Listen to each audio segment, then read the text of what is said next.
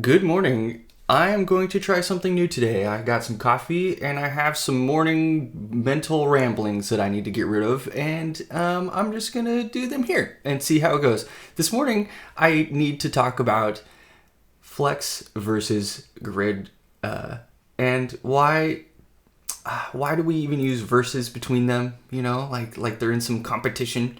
And which one's the best tool for the job? I get asked this all the time, and I'm just going to share some of my ramblings on it really quick. Let me sip my coffee, though, and contemplate where to start. Okay. Each of these two kind of have first impressions or things that are really good to sort of think about right off the bat to sort of set them apart from the other. And I mean grid and flex here. So grid is very good at, guess what? Making grids. It's a good tool for when you want to express columns and rows or both, like a matrix.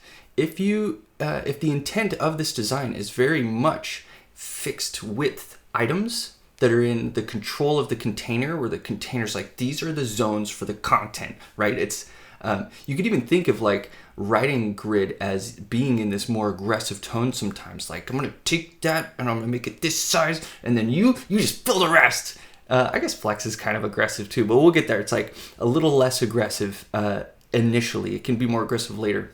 So what do I mean by initially? So grid is more aggressive initially, at least in most way people use it, because that's how it's built to be used, is you need to be making rows and columns with it. And rows and columns are, this is extrinsic. This is so we have intrinsic and extrinsic. These are two words that we can describe layout or how things are being laid out. And extrinsic means that I'm going to decide the box ahead of time. I'm not going to...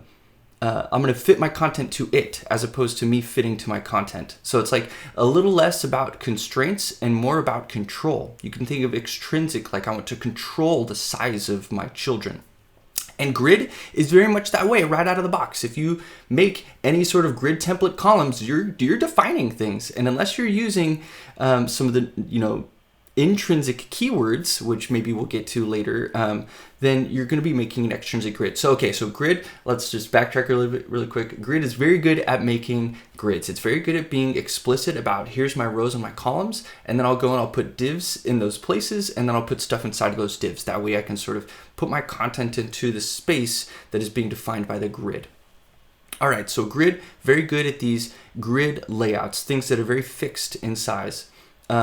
It's also not necessarily that's true, but let's just leave that on the table for just an initial impression about if you're laying something out.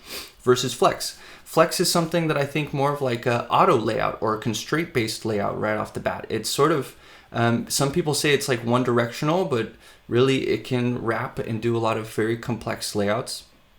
So it's not about whether or not you need two directions or one direction. It's more about your initial question should be, is the content that I'm laying out valuable in itself? Like, okay, it's the opposite of having columns and rows. It's more about, hey, items, I just want you all to line up this way, right? So notice how I wasn't aggressive. I'm not like, here's 8 columns. You, item number 1, column number 1. Item number 2, column number 2, which is pretty much what grid does. It's more like, hey, I see that you're a group of 8 tags. Let's just say these are like category tags that are tagging some metadata, like in a card. And you could say, I just want y'all to line up side by side, and if you hit the wall, can you just flow into the next line and then keep going? And this is an intrinsic layout. This is where I'm just saying, like, look, here's the walls of the space that you live in. Like, I'm your flex container, but what I need you to do is behave this way inside of there. I'm not going to change your size. I'm not going to tell you how tall or wide or whatever to be or what color. I'm just not in control of you, but I do want you guys to be organized or whatever, right? So it's like, here, line out this way. And that sort of behavior that you get, you don't even get that out of the box with flex, but because things tend to fill space by default. And so this is something you have to opt into with Flex, but this is sort of where this is, again, I'm telling you where I'm coming from with Flex. I like to start with Flex at that point, where it's an intrinsic, just directional and organizational layout thing that's very minor in the way that it's trying to give constraints. I can't wait for it to have gap, so we'll talk about gap here in a second. But grid, on the other hand, has this more extrinsic way of doing it, which makes it, it's very good for macro layouts. Grid is very good for many layouts. Like, I'm not trying to say it's best for macro layouts, which I mean page layouts, but like page layouts are really good for that, where you're like, these are my fixed spaces. And at these different viewports, I'm going to change where these spaces are fixed to. Okay, so if grid is very good at these grid layouts that have very structured columns and rows, like it's known ahead of time how many you want, or maybe you have a known ahead of time repeat that you want, but still what's important about grid is what you're doing is you are making columns. The smallest child or the biggest child, even if you go intrinsic with a grid, the biggest child or the smallest child will be a determining factor in the column size for everybody else. Now, this is not something that Flex has to deal with. Flex can say, no, each child is we don't know. Flex doesn't deal with columns. It doesn't have a concept of you all need to be in this fixed space. It doesn't. So that's kind of where Flex can be a superpower here, is for these layouts that it wants to control less. Maybe you just want to control directionality, but you want to leave the sizing ownership to the actual component itself. This is why I like intrinsic. It's the same reason I like putting gap on a container, because I think the spacing should be owned by the parent and not a child. Now I'm just rambling a little bit. But anyway, let's talk about gap. Okay, so gap is crazy amazing. In fact, if you aren't using gap yet, I would recommend start a new little project, maybe even just a little component, and use no margins. I want you to only use gap, and I want you to try to make something responsive. Because that's where you're really going to see the power of gap, is when you go to change the display on something and you watch as it, the spacing is automatic for you. You don't have to change between top and left and stuff. Okay, so grid currently has gap. And you know what that means? It's so good, I almost always reach for grid just because of gap. And so the only time I sort of will fall back to Flexbox right now is if I very much specifically want that intrinsic layout. Turns out I want that pretty often. But like, let's say I strongly need it. It's not even just like a design desire. It's like a requirement. Then I will go back to using margins with Flex. But until Flex gets gap, which it is in Firefox and should be coming to Chrome this year, until that's true, I tend to lean more on grid. So at the end of this whole thing and all my ramblings about intrinsic and extrinsic and how I like to lay things out and leaving the sizing responsibility to the children, I still reach for grid. I use as many intrinsic keywords as I can, but I mostly do it because gap is just that good. I'm telling you, gap is amazing. So that's my grid versus gap sort of high-level explanation here, is that grid is good for columns and rows. I know that's weird to say out loud, that it sort of should be self-explanatory, but no, like it can only operate that way. It's its strongest power and its biggest limitation.